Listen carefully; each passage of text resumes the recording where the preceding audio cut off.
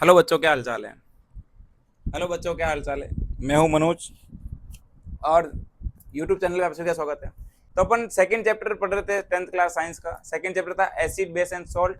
उस acid base and salt के अंदर अपन ने केमिकल रिएक्शन तक सारी बात कर ली थी। केमिकल रिएक्शन अपने डन कर चुका था। अपन ने एसिड बेस की रिएक्शन देखी, फिर अपने एसिड की मेटल के साथ में रिएक्शन देखी, एसिड की फिर अपन ने मेटल ऑक्साइड के साथ में रिएक्शन देखी, एसिड की metal carbonate metal hydrogen carbonate के साथ metal carbonate metal hydrogen carbonate के साथ रिएक्शन देखी अपन ने, और अपन एक रिएक्शन देखी बेस की नॉन मेटल ऑक्साइड के साथ में। ठीक है, यहाँ तक अपने सारी कहानी क्लियर कर दी। अपन ने जो केमिकल रिएक्शन पार्ट था वो अपने कंप्लीट कर लिया। कुछ नेक्स्ट जो पार्ट आएगा अपना आगे की तरफ कंटिन्यूज, वो अपन आगे करते हैं। उसमें हेडिंग है अपना सॉल्ट फैमिली। क्या हेडिंग है दोस्त? Salt family. आप सॉल्ट फैमिली के बारे में क्या जानते हो? What do you know about salt family? अरे भाई, जैसे हमारी फैमिली होती है उसी टाइप से सॉल्ट की भी फैमिली होती है। सॉल्ट की फैमिली हम कैसे डिसाइड करेंगे, कैसे आइडिया लगा पाएंगे कि सॉल्ट फैमिली किस सॉल्ट फैमिली के बारे में बता रहा है? तो सॉल्ट फैमिली के लिए बेसिकली सॉल्ट के अंदर आयंस प्रेजेंट होते हैं, चार्जेस प्रेजेंट होते हैं बेसिकली, क्योंकि सॉल्ट जो होता है वो कहीं ना कहीं एसिड और बेस की रिएक्शन से बना है। मैंने आपको बताया था लास्ट लेक्चर के अंदर कि whenever acid and base reacts then it gives salt. वो क्या बनाएंगे? सॉल्ट बनाएंगे। तो जब जो सॉल्ट बनता है, सॉल्ट के अंदर दो पार्ट होता है, एक पार्ट जो एसिड से आया, दूसरा पार्ट जो बेस से आया। वो कौन कौन से पार्ट होते हैं देखिए, समझिए आप सभी लोग। तो देखिए भाई, जैसे मैंने लिखा है NaCl एक सॉल्ट है। इस NaCl के अंदर दो पार्ट है, एक तो Na प्लस वाला पार्ट है और दूसरा माइनस वाला पार्ट है। प्लस वाले को बोलता हूं मैं कैटाइन, प्लस को क्या बोलता हूं? कैटाइन, और माइनस को बोलता हूं मैं एनाइन। क्या बोलता हूं दोस्त? एनाइन। ये आप ध्यान रखें भाई। तो एनाइन जो होता है वो किसको शो करेगा? वो एसिड को शो करेगा। एनाइन जो होता है वो माइनस वाला पार्ट वो एसिड से आता है, वो एसिड को शो करता है। और कैटाइन वाला पार्ट बेस से आता है, इसलिए किसको शो करेगा? ये बेस को शो करेगा। किसको शो करेगा? बेस को शो करता है। देखो तो मैंने लिखा ऐसे कि कैटाइन जो होता है बेस को शो करेगा, और एनाइन जो है वो किसको शो करेगा? एसिड को शो करेगा। तो ये सोल्ट का पार्ट हो गया। सोल्ट के अंदर दो चार्जेस होंगे, दो आयन होंगे, एक तो पॉजिटिव और एक नेगेटिव। पॉजिटिव को बोलते हैं कैटाइन, नेगेटिव को बोलते हैं एनाइन। एनाइन वाला एसिड से आता है, कैटाइन वाला बेस से आता है। क्या यहाँ तक क्लियर है? फिर देखो, मैंने एक डेफिनेशन लिखी है। When positive and negative charge होता है, पॉजिटिव आयन नेगेटिव आयन, या फिर पॉजिटिव चार्ज नेगेटिव चार्ज, वो सब क्या हो गया? अगर सिमिलर होते हैं, मान लो 5 सॉल्ट दे रखे हैं, उसमें से 3 सॉल्ट के चार्जेस सिमिलर हो रहे हैं, पॉजिटिव वाला सिमिलर है, नेगेटिव वाला सिमिलर है, उसका मतलब वो सेम फैमिली से बिलोंग करता है। किससे बिलोंग करता है? सेम फैमिली से। तो देखो, when positive ion and negative ion of salt is same then it is from same salt family. फिर वो कहां से बिलोंग करेंगे? वो बिलोंग करते हैं सेम सॉल्ट फैमिली से। सॉल्ट फैमिली उनकी सेम होगी। कैसे? मैंने एग्जांपल दे देखी। जैसे मैंने लिखा Na प्लस NaCl, उसमें Na+1 में, और Na2SO4 उसमें भी Na+1 में। क्या Na एक ही चार्ज शो कर रहा है, एक ही आयन शो कर रहा है, +1 उसका मतलब वो सेम फैमिली से बिलोंग करता है। इसी टाइप से मैं एग्जांपल और लिख दूं यहाँ पर। देखो, मैंने लिखा NaCl और KCl, तो यहाँ पर भी Cl-1 शो करता है, यहाँ पर भी Cl-1 शो करता है। तो कहीं ना कहीं ये सेम फैमिली से बिलोंग करता है।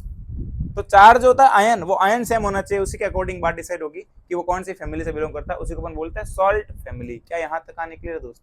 मेरे दोस्त, क्या यहाँ तक सब कुछ क्लियर है? अब मैं आपको थोड़े पीएच के बारे में बताता हूँ। हमारे पास में एसिड और बेस दो टाइप के होते हैं, स्ट्रॉन्ग एसिड और वीक एसिड। इसी तरीके से स्ट्रॉन्ग बेस और वीक बेस होते हैं। भाई एसिड की बात करता है, एसिड दो टाइप के होंगे, या तो बहुत ज्यादा भयंकर वाला, या फिर ठीक ठाक, या फिर वीक वाला हो सकता है। तो उसी के बेसिस पर डिवाइड कर रखा है इनको, एक तो स्ट्रॉन्ग एसिड होगा और एक वीक एसिड होगा।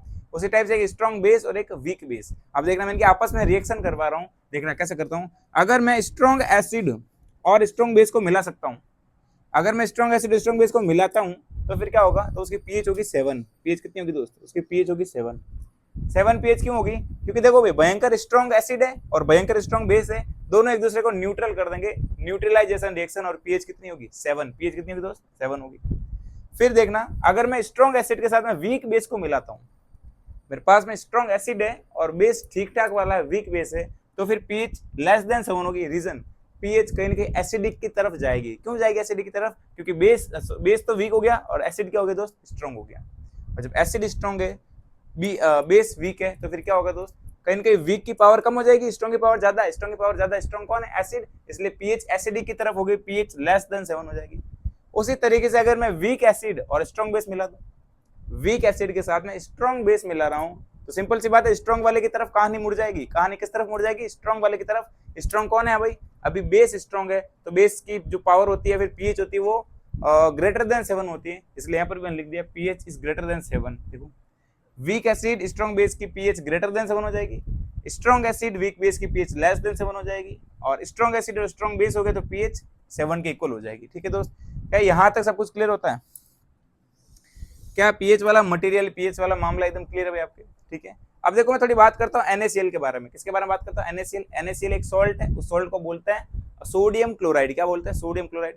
ये सोडियम क्लोराइड जो होता है NaOH बेस और HCl एसिड की रिएक्शन से बनता है। NaOH बेस होता है भाई, आपको पता है, इसकी pH 14 होती है।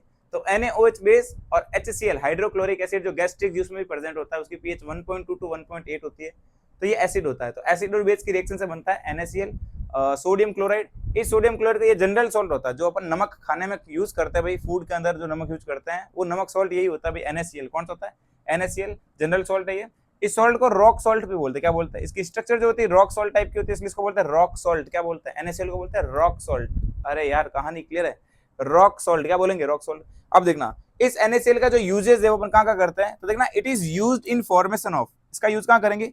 बेकिंग सोडा के फॉर्मेशन में, वॉशिंग सोडा के फॉर्मेशन में और सोडियम हाइड्रोक्साइड बनाने में।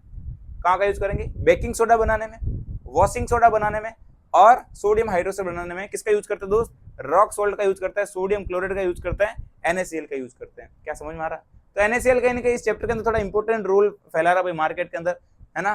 कैसे? क्योंकि ये बेकिंग सोडा बनाने में यूज हो रहा है, ये वॉशिंग सोडा बनाने में भी यूज हो रहा है और ये सोडियम हाइड्रोक्साइड बनाने में भी यूज हो रहा है। क्या बोलते हैं इसको? Sodium chloride general salt. अब मैं एक रिएक्शन लिखता हूँ, इंपॉर्टेंट रिएक्शन है भाई काफी। रिएक्शन का नाम है क्लोर एल्कली रिएक्शन। क्या बोलते हैं? क्लोर एल्कली रिएक्शन। नाम में लिखा क्लोर एल्कली और रिएक्शन। क्लोर का मतलब क्लोरीन है, एल्कली का मतलब बेस। तो यहाँ जो लिखा ना क्लोर, उसका मतलब क्या हो जाएगा? उस क्लोर का मतलब होगा क्लोरीन, और एल्कली का मतलब को बताइए भाई, एल्कलाइन मीडियम जो होता है एल्कली, उसका मतलब होता है बेस। और रिएक्शन यानी इस रिएक्शन के अंदर तो क्लोरीन बनेगा और एक बेस बनेगा। अरे क्या बनेगा दोस्त? क्लोरीन और बेस बनेगा। देखना when current flows in aqueous solution of NaCl, एक क्लोर एल्कली का पूरा एक सिस्टम होता है। मैं भी इस साइड में फोटो पेस्ट कर दूंगा। ठीक है, तो क्लोर एल्कली का एक पूरा सेटअप होता है भाई, मैं भी फोटो पेस्ट कर दूंगा इस वीडियो के अंदर। तो क्लोर एल्कली, ठीक है, तो उसके अंदर क्या होता है? एक कंटेनर था, उस कंटेनर के अंदर NaCl का सॉल्यूशन भरा हुआ है। एक कंटेनर है भाई, उस कंटेनर के अंदर NaCl का सॉल्यूशन भरा हुआ है। NaCl मतलब चार्ज प्रेजेंट है, Na प्लस और Cl माइनस, उसका सॉल्यूशन भर देगा, नमक का सॉल्यूशन कुल मिलाकर। ठीक है, अब उसके अंदर दो मैंने इलेक्ट्रोड रख दिया, मेटल प्लेट रोड रख दी मैंने, मेटल रोड या फिर मेटल प्लेट रख दी, उसको मैंने बोलता हूँ इलेक्ट्रोड। इलेक्ट्रोड में एक पॉजिटिव होगी, क्या होगी? नेगेटिव। और भाई मुझे करंट फ्लो करवाना है, इसलिए एक पॉजिटिव होगी, दूसरी क्या होगी? नेगेटिव होगी। ठीक है, एक्वा सॉल्यूशन भर रखा है NaCl का, फिर मैं उसमें करंट फ्लो करवाता हूँ। क्या फ्लो कराऊँ? करंट। अरे भाई इलेक्ट्रिसिटी जनरेट करता हूँ, करंट फ्लो करवाऊंगा उसके अंदर, तो क्या होता है देखना रिएक्शन के अंदर। तो वापस पढ़ लेता हूं। When current flows in an aqueous solution of NaCl, then it forms, एक तो क्लोरीन गैस बनाता है। क्या बनाता है? Chlorine gas. एक बनाता है सोडियम हाइड्रोक्साइड। जैसे ही अपन उसमें करंट फ्लो, उस कंटेनर के अंदर करंट फ्लो करेंगे तो रिएक्शन डन होगी, और रिएक्शन डन होने की वजह से क्या बनेगा? एक तो बनेगा क्लोरीन गैस बनेगी, एक बनेगा सोडियम हाइड्रोक्साइड NaOH बेस होता है, सोडियम हाइड्रोक्साइड बेस। तो देखो क्लोर एल्कली प्रोडक्ट में क्या बनता है? एक तो क्लोरीन बनता है इसलिए क्लोर, और एल्कली यानी बेस बनता है इसलिए उसको बोलते हैं क्लोर एल्कली रिएक्शन। ठीक है, अभी यहाँ थोड़ी खास बात बताता आपको। क्लोरीन जो होता है, देखना क्लोरीन कहाँ प्रोड्यूस होता है? क्लोरीन प्रोड्यूस होता है पॉजिटिव पार्ट पे।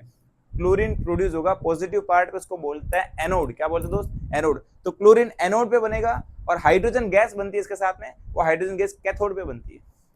अरे हाइड्रोजन गैस कैथोड पे बनती है, क्लोरीन गैस एनोड पे बनती है। आपको ऐसा याद रखा तो देखना कि क्लोरीन जो होता है वो माइनस में जाता है, और भाई क्लोरीन जो चार्ज होता है किस में होता है? माइनस के अंदर होता है, और माइनस को क्या पसंद होगा? प्लस वाला पार्ट। भाई नेगेटिव इसलिए पॉजिटिव की तरफ अट्रैक्ट हो जाएगा, तो क्लोरीन माइनस में होता है तो पॉजिटिव वाले की तरफ जाएगा, एनोड वाले की तरफ जाएगा। तो क्लोरीन कहाँ प्रोड्यूस होगी? एनोड पे, और हाइड्रोजन जो है वो कहाँ बन जाएगा? कैथोड पे, माइनस वाले पार्ट पे। हाइड्रोजन कहाँ बनेगा दोस्त? माइनस वाले पार्ट यानी कैथोड पे बनता है। ये ध्यान रखना जरूर से। इस रिएक्शन में क्या क्या प्रोडक्ट बनता है? तो रिएक्शन होगी देखना NaCl प्लस H2O। रिएक्शन किसके साथ हुई है? NaCl plus H2O। जैसे अपन करंट फ्लो करवाएंगे तो एक तो बनेगा सोडियम हाइड्रोक्साइड बेस, एक बनेगा क्लोरीन गैस, और एक हाइड्रोजन। ये क्लोरीन बनेगा एनोड पर और हाइड्रोजन बनेगा कैथोड पर। क्या ये रिएक्शन कंप्लीट होती है? ये इंपॉर्टेंट रिएक्शन है दोस्त, क्लोर एल्कली रिएक्शन। बुक में एक तो डायग्राम दे रखा हो, डायग्राम भी साथ में पढ़ लेना आप लोग। बिल्कुल सिंपल रिएक्शन है, नाम में लिखा है वैसा प्रोडक्ट बनाना है, क्लोर एल्कली। ठीक है दोस्त, तो यहाँ तक क्लियर एकदम। नेक्स्ट मैं बात करता हूँ बेकिंग सोडा। अब ये तो one of the most important topic जो है अब शुरू हो रहा है। यहाँ से कुछ 4 चीजें अपन पढ़ने वाले हैं। फर्स्ट अपन पढ़ेंगे बेकिंग सोडा, फिर अपन पढ़ेंगे वॉशिंग सोडा, फिर अपन पढ़ेंगे ब्लीचिंग पाउडर, और लास्ट में पढ़ेंगे प्लास्टर ऑफ पेरिस। इतने सारे सवाल पूछते हैं हर साल, कोई लिमिट नहीं भाई, 100% श्योर है यहाँ से क्वेश्चन बनना ही बनना है। वो 4 फैक्टर कौन कौन से? एक तो baking soda, washing soda, bleaching powder and plaster of Paris. तो अपन पहले बात करते हैं बेकिंग सोडा के बारे में। आपने सुने होगा बेकिंग सोडा, जो घरों में यूज करते हैं अपन किचन के अंदर, केक बनाने के लिए, इडली बनाने के लिए, है ना भाई, ब्रेड बनाने के लिए, इन सभी के लिए जो यूज करते हैं, पकोड़े को फुलाने के लिए, फ्लफी करने के लिए, वो जो यूज करते हैं अपन बेकिंग सोडा, वो बेकिंग सोडा कैसे बनाते हैं और क्या क्या यूजेस है वो सारी बात पढ़ लेते हैं। तो देखिए भाई, बेकिंग सोडा जो उसका फॉर्मूला होता है NaHCO3। बेकिंग सोडा का फॉर्मूला होता है NaHCO3, सोडियम हाइड्रोजन कार्बोनेट। क्या होता है दोस्त? Sodium hydrogen carbonate. देखो, सोडियम हाइड्रोजन कार्बोनेट, या फिर मैं इसको बोल दूं सोडियम बाइकार्बोनेट।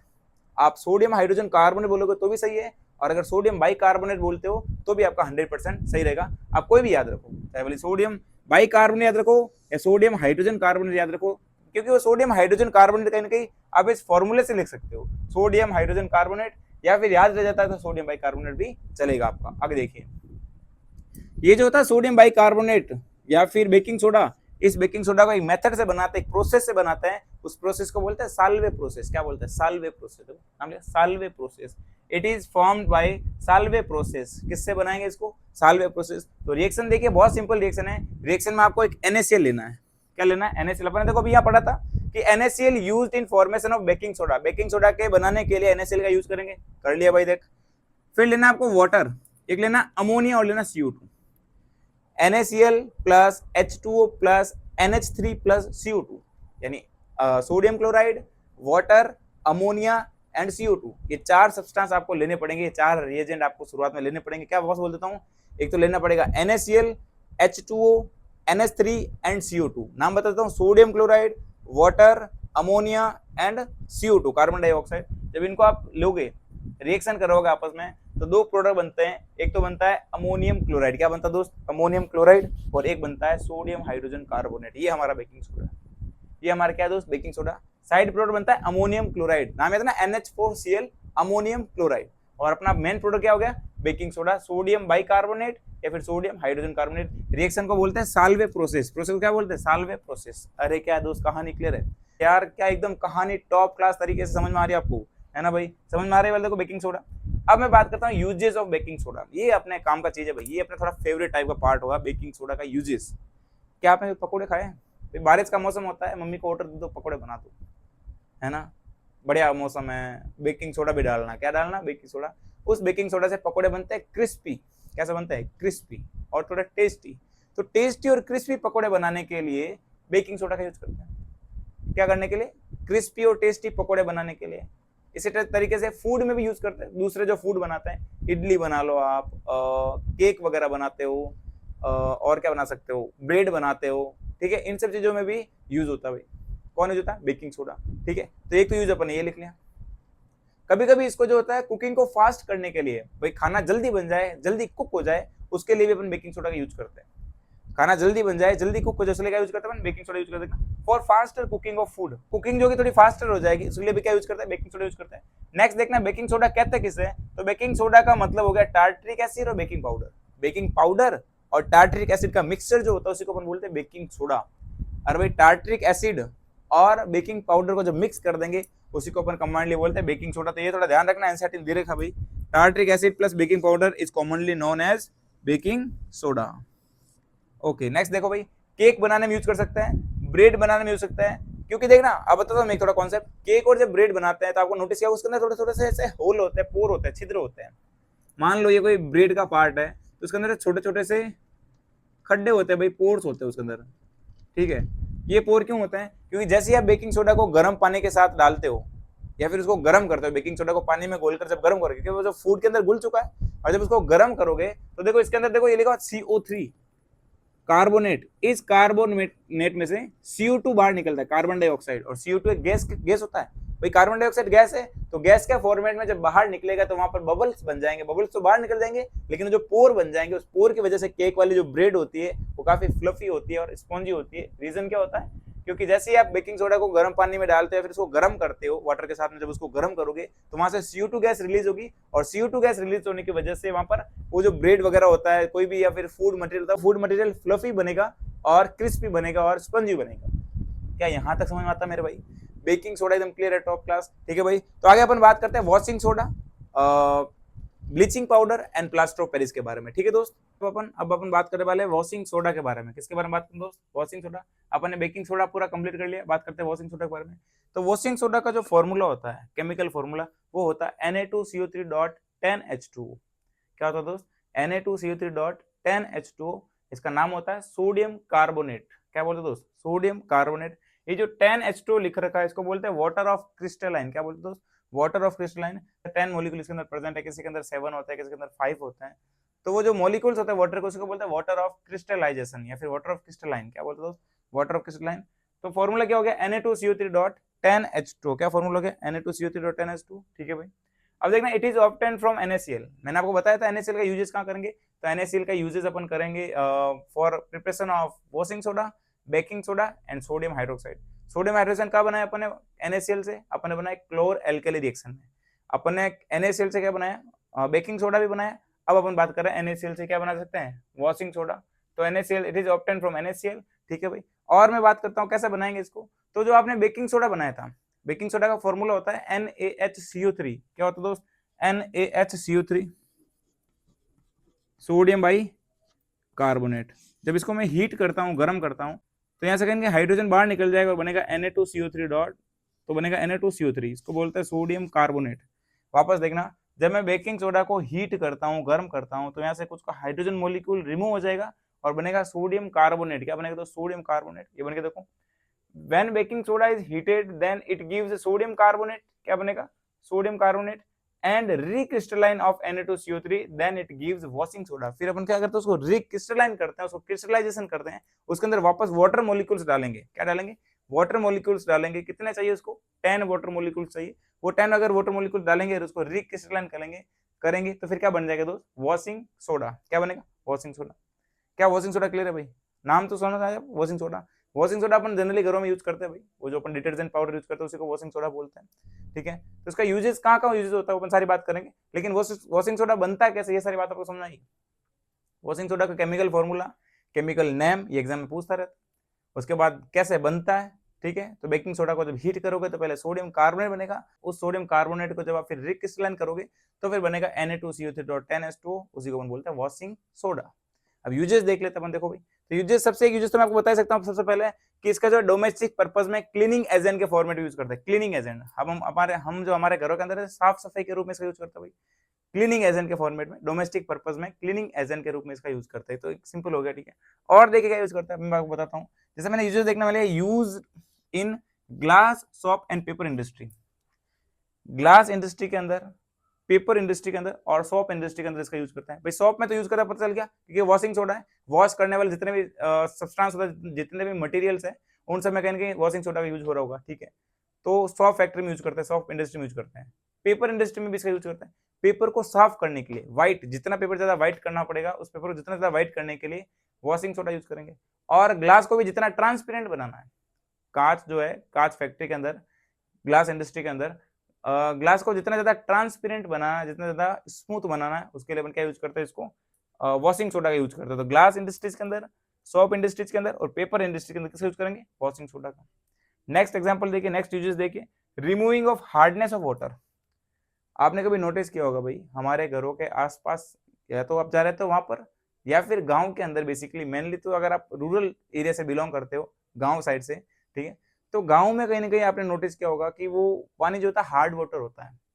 अपन उसको बोलते हैं खारा पानी है ना, सॉल्टी वाटर होता है। वो सॉल्टी वाटर जो होता है वो कहीं ना कहीं हार्ड कॉम्प्लेक्स मटेरियल उसके अंदर होता है, उसके अंदर कैल्शियम और मैग्नीशियम आयंस प्रेजेंट होता है। उसकी वजह से वो हार्ड वाटर होता है। कैसा वाटर? हार्ड वाटर, उसके अंदर हार्डनेस होती है। तो उस हार्डनेस को रिमूव करने के लिए वॉशिंग सोडा का यूज करते हैं। आपने कभी नोटिस किया होगा, अगर आप कहीं गए हो अपने ननियाल या फिर अपने गाँव में, या फिर जहाँ से हार्ड वाटर है वहां अगर आपने कभी स्नान किया हो, नहाए आप लोग, तो आप नॉर्मल जो सॉप आप यूज करते हो, नॉर्मल जो साबुन आप यूज करो, रेगुलर लाइफ में यूज करते हो, अगर वो आपने यूज किया है, कितने आप घिसो उसके अंदर जाग आ ही नहीं रहेगा, उसके अंदर जाग आएगा ही नहीं, क्योंकि वो हार्ड वाटर है। वो ओम नहीं बना पाएगा, वो जो जाग बनता है वो जाग नहीं बना पाएगा। ठीक है। तो फिर जैसे आप ज्यादा घिसोगे तो उसका स्कम बन जाता है। वो जो साबुन आपने लिया, वो साबुन का स्कम नीचे की तरफ बैठ जाएगा, वो तल में जमा हो जाएगा साबुन, लेकिन जाग नहीं बन पाता क्योंकि वो हार्ड वाटर है। फिर बनेगा तो भी बहुत कम बनता है। ठीक है। तो वो होता है हार्ड वाटर। उस हार्ड वाटर को या फिर परमानेंट हार्ड वाटर को स्मूथ करने के लिए वॉशिंग सोडा का यूज कर सकते हैं, या फिर मैं बोल सकता हूँ removing of permanent hardness of water, it is used as removing of permanent hardness of water, यानी परमानेंट हार्डनेस जो वाटर की होती है उसको रिमूव करने के लिए वॉशिंग सोडा का यूज करते हैं, तो ये वॉशिंग सोडा है भाई, ठीक है। तो ये आया यूजेस समझ में आपको। नेक्स्ट देखिए क्लीनिंग एजेंट, क्लीनिंग एजेंट के रूप में यूज करते हैं, मैंने आपको बता दिया शुरुआत में कि घरों में जितनी भी साफ सफाई वगैरह होती है, क्लीनिंग करने के लिए जितना भी काम होता है वो क्लीनिंग काम अपन सर्फ से, डिटर्जेंट से या फिर सोप से करते हैं, तो वो होता है क्लीनिंग एजेंट के रूप में यूज करते हैं इसको। और मैंने लिखा है सोडियम बोरेक्स इंडस्ट्रीज के अंदर, सोडियम बोरेक्स मैन्युफैक्चर के अंदर यूज करते हैं। सोडियम बोरेक्स का मतलब होता है कुछ बीड्स बनाना, मोती, कुछ मोती बनाने के लिए, बीड्स बनाने के लिए सोडियम बोरेक्स का यूज करते हैं, मतलब सोडियम बोरेक्स फैक्ट्रीज होती है, उस सोडियम बोरेक्स फैक्ट्रीज के अंदर कहीं ना कहीं इसका यूज करते हैं वॉशिंग सोडा का, वही वापस ट्रांसपेरेंट करने के लिए, इसको प्रॉपर ट्रांसपेरेंट रखने के लिए, उसके अंदर चमक प्रोड्यूस करने के लिए इसका यूज करेंगे वॉशिंग सोडा का, ठीक है दोस्त, का यहाँ तक आने क्लियर है। क्योंकि वॉशिंग सोडा जो होता है वही वापस क्लीनिंग वाला ही काम करता है, तो उसके अंदर जो भी इंप्योरिटीज होती है उसको या तो गला देगा या फिर सेटल डाउन कर देगा, तो उससे वो जो ट्रांसपेरेंट ज्यादा बन जाता है, बोरेक्स जो बनता है, इस तरीके से इसका यूज वहां पे करते हैं वॉशिंग सोडा का। तो ये वॉशिंग सोडा और उसके यूजेस समझ में आपको, क्या मेरे दोस्त एकदम क्लियर हो रहा है वॉशिंग सोडा। आगे मैं बात करता हूँ ब्लीचिंग पाउडर की, किसकी बात करूंगा दोस्त, ब्लीचिंग पाउडर, नाम तो सुना ही होगा, अरे भाई ब्लीचिंग पाउडर नाम तो सुना ही होगा, ब्लीच कर देता है। आजकल मार्केट के अंदर जो है ब्लीचिंग पाउडर लिक्विड फॉर्म में भी प्रेजेंट रहता है, लिक्विड में भी मिलता है ब्लीचिंग, और पाउडर के फॉर्म में भी मिलता है, ठीक है। अब देखिए ब्लीचिंग पाउडर जो होता है उसका फॉर्मूला होता है कैल्शियम ऑक्सीक्लोराइड, CaOCl2, क्या फॉर्मूला है, CaOCl2, इसका एक फॉर्मूला होता है, जो मेन फॉर्मूला तो थोड़ा क्वाइट डिफिकल्ट टाइप का होता है, एनसीईआरटी बोलते हैं it is quite difficult type का फॉर्मूला है, ठीक है, कॉम्प्लेक्स टाइप का होता है। एनसीईआरटी इसको ये लिखती है कैल्शियम ऑक्सीक्लोराइड CaOCl2, क्या हो दोस्त, CaOCl2, ठीक है। अब देखो ये हो गया, इसको बोलते हैं कैल्शियम ऑक्सीक्लोराइड, तो नाम और केमिकल फॉर्मूला याद रखना जरूरी है, ठीक है। अब देखो क्लोरीन गैस का यूज करते हैं इसको बनाने के लिए, इसको बनाने के लिए देखो नाम में याद है, क्लोरीन आ रहा, कैल्शियम ऑक्सीक्लोराइड, तो कहीं ना कहीं ब्लीचिंग पाउडर को बनाने के लिए क्लोरीन गैस का यूज करता है, किसका यूज करता है, क्लोरीन गैस, तो ना chlorine gas is used for manufacture of bleaching powder, bleaching powder को बनाने के लिए, मैन्युफैक्चर करने के लिए क्लोरीन गैस का यूज करता है, किसका यूज करता है, क्लोरीन गैस। रिएक्शन देखो कैल्शियम हाइड्रोक्साइड की रिएक्शन करवा देता हूं मैं, अरे भाई कैल्शियम हाइड्रोक्साइड जो लाइम है, चूना, कैल्शियम हाइड्रोक्साइड जब मैं रिएक्शन कराऊंगा क्लोरीन के साथ में, क्लोरीन गैस बहुत सारा प्रेजेंट, एक्सेस अमाउंट उधर प्रेजेंट है, तो क्या बनेगा कैल्शियम ऑक्सीक्लोराइड और साइड में जाएगा वाटर मॉलिक्यूल्स, तो ये कैल्शियम ऑक्सीक्लोराइड बनाने की रिएक्शन है, ब्लीचिंग पाउडर बनाने की रिएक्शन है, ठीक है। कैल्शियम हाइड्रोक्साइड की रिएक्शन जब आप क्लोरीन गैस से करवाते हो तो बन जाएगा कैल्शियम ऑक्सीक्लोराइड, जिसको अपन बोलते हैं ब्लीचिंग पाउडर, और साइड में जाएगा H2O वाटर मॉलिक्यूल्स। अब देखो भाई इसके यूजेस देखते हैं, यूजेस में आपको पहले बता दो भाई, इसका यूजेस मेनली कपड़ों वाले इंडस्ट्रीज में होता है, जो क्लॉथ्स होते हैं, कपड़े बनते हैं, टेक्सटाइल फैक्ट्रीज जो होती है, उन सब में ब्लीचिंग पाउडर का यूज होता है कलर देने के लिए, अरे भाई कलर, या तो उसको बहुत साफ सुथरा बनाने के लिए, सफेद करने के लिए, या फिर कलर प्रोवाइड करने के लिए भी ब्लीचिंग पाउडर का यूज करते हैं। तो जैसे ब्लीचिंग पाउडर होता है ना, उसका मतलब वो रिमूव कर सकता है कलर को, ब्लीचिंग पाउडर मान लो अपना हमारा जो पैंट का कलर है, शर्ट का, टी शर्ट का जो भी कलर है, अगर आप उसको ब्लीचिंग पाउडर में डाल दो या फिर उसके ऊपर ब्लीचिंग पाउडर डाल देते हो आप लोग, तो उसका कलर रिमूव हो जाएगा, व्हाइट कलर हो जाएगा, कैसा हो जाएगा, व्हाइट कलर का, या फिर रिमूव हो जाएगा कलर उसके अंदर पूरा, ठीक है, वो ब्लीचिंग पाउडर का एक्शन होता है। तो देखना it is used for bleaching cotton, linen and textile factories, cotton का, लिनेन का और टेक्सटाइल फैक्ट्री में जितने भी क्लोथ्स होते हैं उनकी ब्लीच करने के लिए, ब्लीचिंग करने के लिए ब्लीचिंग पाउडर का यूज करते हैं। मैंने बताया आपको कपड़ों के फैक्ट्रीज के अंदर तो ब्लीचिंग पाउडर का यूज करते हैं, क्या समझ में आता है आपको। फिर देखना वुड पल्प पेपर इंडस्ट्री, भाई वुड पल्प से क्या बनाते, पेपर बनाते हैं, तो पेपर की इंडस्ट्री में भी यूज करते हैं, वो न्यूज़पेपर का पेपर आता है, थोड़ा डल होता है, ब्लैक होता है। फिर एक हमारा आती है रफ कॉपी, वो भी थोड़ी डल टाइप की होती है। एक होता है अपने क्लासमेट की कॉपी, एकदम व्हाइट पेपर आता है पूरा, वो व्हाइट पेपर जितना ज्यादा व्हाइट होगा, उस व्हाइट के लिए इनके ज्यादा पावर लगानी पड़ रही है, तो बनाने के लिए जो होता है ब्लीचिंग पाउडर का भी यूज कर सकता है, ठीक है, तो ब्लीचिंग पाउडर यूज करते हैं। तो जितने भी सारे बेकार मटेरियल वगैरह सब जो होते हैं, या फिर जो भी एक्सेस फालतू का कलर है, वो ब्लीचिंग से हटा सकता है, रिमूव कर सकते हैं, तो पेपर इंडस्ट्री में इसका यूज करते हैं। वॉश्ड क्लॉथ इन लॉन्ड्री, जो कपड़े धुले हुए हैं उनको लॉन्ड्री के अंदर, तो वहां पर भी उसका ब्लीचिंग पाउडर का यूज करके उसका कलर, या तो किसी चीज धब्बे को रिमूव करना, दाग को रिमूव करना, या फिर उसका कलर पूरा गायब करना, या फिर कलर वापस देना, नया कलर, तो लॉन्ड्री के अंदर वॉश क्लोथ में भी इसका यूज करते हैं, ठीक है। नेक्स्ट देखो एंटीऑक्सीडाइजिंग एजेंट इन केमिकल रिएक्शन, ये एक एंटीऑक्सीडाइजिंग एजेंट है, कैसा एजेंट है, एंटीऑक्सीडाइजिंग एजेंट है, तो केमिकल रिएक्शंस में एंटीऑक्सीडाइजिंग एजेंट के रूप में इसका यूज करते हैं। और भाई केमिकल रिएक्शन में एंटीऑक्सीडाइजिंग एजेंट के फॉर्मेट में कैल्शियम ऑक्सीक्लोराइड या फिर ब्लीचिंग पाउडर का यूज करते हैं। क्या कहानी क्लियर होती है मेरे दोस्त, अरे एकदम टॉप क्लास तरीके से, एक बार जल्दी से हाँ ना बोले यार, कमेंट में हाँ ना जरूर बोलना। आगे देखिए use in drinking water for germ free. कुछ जर्म्स होते हैं, कुछ बैक्टीरिया होते हैं, उस जर्म्स बैक्टीरिया को फ्री करने के लिए, रिमूव करने के लिए क्या यूज करता है, अपन बोलते हैं बेसिकली कि क्लोरीन मिला देना चाहिए या फिर फिटकरी मिला देना चाहिए। तो वो क्लोरीन जो होता है, वो क्लोरीन अगर आप ब्लीचिंग पाउडर, अगर आप जो भी आपका मान लो जो भी वाटर होल्ड वाला जगह है जहां आपने पानी स्टोर करके रखा है, तो वहां पर आप क्लोरीन या फिर ब्लीचिंग पाउडर मिला दो 2-4 ड्रॉप्स, तो वहां जितने भी जम्स वगैरह होते हैं वो जम्स वगैरह सेटल डाउन हो जाएंगे। क्लोरीन की वजह से वो है नीचे की तरफ बैठ जाएंगे या फिर मर भी सकता है। तो क्लोरीन मिला दो 3 से 4 ड्रॉप, ब्लीचिंग पाउडर मिला दो, ऑटोमेटिकली जो है जम्स फ्री हो जाएगा वाटर, ड्रिंकिंग वाटर। ठीक है दोस्त, तो ये अपने यूजेस थे सारे, एक बार वापस देख लो भाई। तो ब्लीचिंग पाउडर का कॉटन, लिलेन, टेक्सटाइल फैक्ट्री के अंदर यूज करते हैं। उसके बाद वुड, पल्प, पेपर इंडस्ट्रीज के अंदर इसको यूज करते हैं। इसका यूज लॉन्ड्री के अंदर, क्लॉथ जो वॉश क्लॉथ होते हैं उनके अंदर यूज करते हैं। एंटीऑक्सीडाइजिंग एजेंट के रूप में इसका यूज करते हैं, और इसका यूज करते हैं अपन वाटर, ड्रिंकिंग वाटर को जर्म फ्री बनाने के लिए। ये अपने लिख दिया कैल्शियम ऑक्सीक्लोराइड के यूजेस। अब मैं लास्ट बात करता हूँ plaster of Paris, POP, short में क्या बोलते हैं, पीओपी। इसको प्लास्टर ऑफ पेरिस क्यों बोलते हैं, तो प्लास्टर ऑफ पेरिस बोलने का रीजन ये है कि इसको सबसे पहले पेरिस के अंदर बनाया गया। कहाँ बनाएगा, पेरिस के अंदर, तो इसलिए इसको बोलते हैं प्लास्टर ऑफ पेरिस। ठीक है दोस्त, अब देखिए, और इसका जो मेन मटेरियल होता है, मेन जो इसका पाउडर फॉर्म है, फिर जो भी इसका पत्थर जिससे बनता है बाद में प्लास्टर ऑफ पेरिस, वो पीओपी जो होता है वो पेरिस के अंदर ही मिलता है, इसलिए इसके यूजेस, इसलिए इसका नाम प्लास्टर ऑफ पेरिस रख दिया गया। ठीक है, अब देखिए कैल्शियम सल्फेट हेमीहाइड्रेट, इसका जो नाम होता है कैल्शियम सल्फेट हेमीहाइड्रेट, या फिर सेमी हाइड्रेट बोलोगे तो भी चल जाएगा। फॉर्मूला देखो, CaSO4.12H2O। अरे भाई प्लास्टर ऑफ पेरिस का फॉर्मूला होता है CaSO4.12H2O, इसलिए इसको बोलते हैं कैल्शियम सल्फेट, कैल्शियम सल्फेट और हेमी हाइड्रेट लगा रखा है, इसी को बोलते हैं पीओपी। क्या बोलते हैं, पीओपी। ये पीओपी कैसे बनता है, इस पीओपी को जिप्सम से बनाते हैं। कैसे बनाता है, जिप्सम, जिप्सम ना, जिप्सम तो नाम सुना होगा भाई, तो जिप्सम से इसको बनाते हैं। जिप्सम से कैसे बनाएंगे, तो जिप्सम का फॉर्मूला होता है CaSO4.2H2O। देखो ये लिखा जिप्सम, ये रहा CaSO4.2H2O। जब मैं इसको 373 केल्विन पर, या फिर ऐसा बोल दूं 100 डिग्री सेल्सियस में जब मैं इसको गर्म करूंगा, जब इसको 373 केल्विन टेम्परेचर या फिर 100 डिग्री सेल्सियस में जब मैं इसको गर्म करता हूँ, क्या बन जाएगा, calcium sulphate hemihydrate, which is known as plaster of Paris. अरे भाई कहानी क्लियर मेरे दोस्त, समझ में आ रहा है क्या, एकदम शानदार तरीके से। तो जब मैं जिप्सम की reaction 373 kelvin over 100 degree Celsius पे जब करा देता हूँ, तो ये रिमूव हो जाएगा यहाँ से, 1.5 वाटर मोलिक्यूल्स बाहर निकल जाएगा, यहाँ से 1.5 वाटर मोलिक्यूल बाहर निकल जाएगा, और क्या बन जाएगा, ये प्लास्टर ऑफ पेरिस। देखो रिएक्शन में 2 एरो लगा रखा है, रिएक्शन रिवर्सिबल भी है, अगर आप इसको वापस वाटर मोलिक्यूल दे दोगे टेम्परेचर के साथ में, वापस क्या बना देगा, जिप्सम बना देगा। ठीक है दोस्त, ये रिएक्शन चलती रहती है, लेकिन वाटर मोलिक्यूल रिमूव कर दिया, ठीक है, तो जिप्सम बन जाएगा, अपने प्लास्टर ऑफ पेरिस बन जाएगा भाई। यूजेस देखो, यूजेस इंपॉर्टेंट है।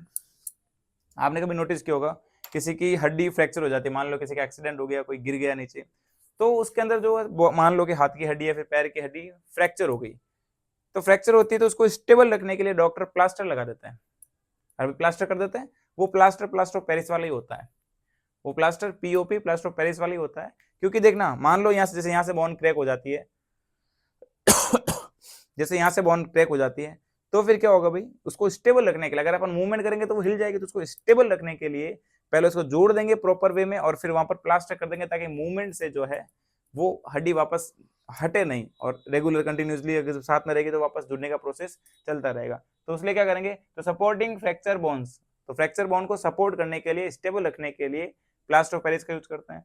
फिर लिखा देखना, फॉर मेकिंग टॉयज, बहुत सारे टॉयज आते हैं प्लास्टर ऑफ पेरिस के, पीओपी के बहुत सारे टॉयज मिलते हैं मार्केट के अंदर, और मैं ऐसा बोल सकता हूँ डेकोरेटिव आइटम भी मिलता है, जैसे मूर्तियां वगैरह मिलती है, वो पीओपी की बनी होती है। किसकी बनी दोस्त, पीओपी की। तो फॉर मेकिंग टॉयज, टॉयज बनाने के लिए प्लास्टर ऑफ पेरिस का यूज करते हैं। And for decorative and smooth surface, decorative सजावट का सामान बनाने के लिए भी प्लास्टर ऑफ पेरिस के बहुत सारे ऐसे सामग्रियां, बहुत सारे आइटम्स बनाए जाते हैं भाई, जिनको आप डेकोर कर सकते हो, जगह पर लगा सकते हो, वो सारे प्लास्टर ऑफ पेरिस के होते हैं। और जैसे हमारी जो सीलिंग होती है, छत वगैरह, छत में डिजाइन वगैरह देने के लिए भी प्लास्टर ऑफ पेरिस का यूज करते हैं।